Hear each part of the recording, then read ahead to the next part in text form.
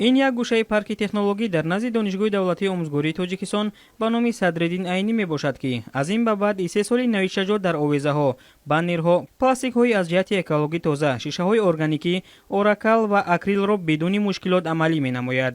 дар маросими оғоз бахшидани хатти нави 3 солӣ дар парки технологӣ роҳбарияти донишгоҳ, омӯзгорон ва донишҷӯён иштирок намуданд. тавре маълум гардид, гӯшаи нави парки технологӣ бо дастгоҳҳои муосир муҷаҳҳаз буда маводҳои ороишӣ ва полиграфиро бо сифати баланд истеҳсол менамояд. ҳамзамон ин коргоҳи хурд барои таҷрибаомӯзии донишҷӯёни риштаи технологӣ шароити заруриро фароҳам меорад. дар ҳамин ҷо роҳбарият ва омӯзгорон бо намунаи маҳсулоти истеҳсолнамудаи парки технологӣ ки номгӯи зиёдро дар бар мегирад ошно шуданд. мизу курсиҳои гуногун, ҷевон ва минбарҳо барои дарсгӯии муаллимон аз ин парки технологӣ аллакай симхонаҳои донишгоҳи давлатии омӯзгориро пур кардаанд. фаъолияти парки технологӣ дар ин сам назаррас буда симхонаҳои таълимии литсеи назди донишгоҳ низ бо курсиҳои истеҳсолнамудаи донишгоҳ таъмин мебошанд. қаблан донишгоҳи давлатии омӯзгорӣ ба муассисаҳои таҳсилоти миёнаи умумӣ чанд шаҳру ноҳияи ҷумҳурӣ низ мизу курсиҳои истеҳсолнамудаи парки технологиро ҳамчун кӯмак расонида буд.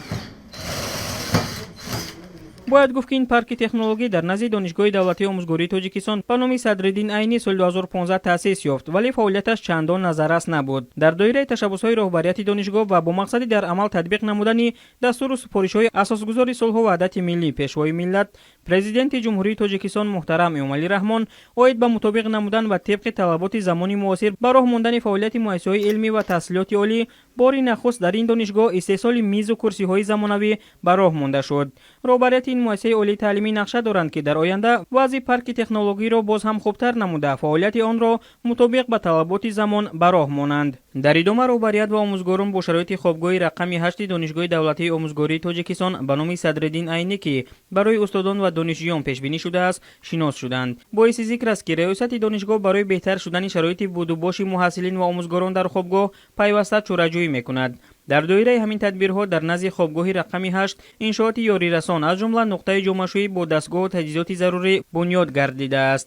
зимни суҳбат ректори донишгоҳ Аҳлиддин Ибодуллозода аз омӯзгорон ва аъзои оилаҳои онҳо даъват намуд ки хобгоҳ ва муҳити атрофро тозаву озода нигоҳ доранд ва бояд онҳо барои аҳли ҷомеа намунаи ибрат бошанд.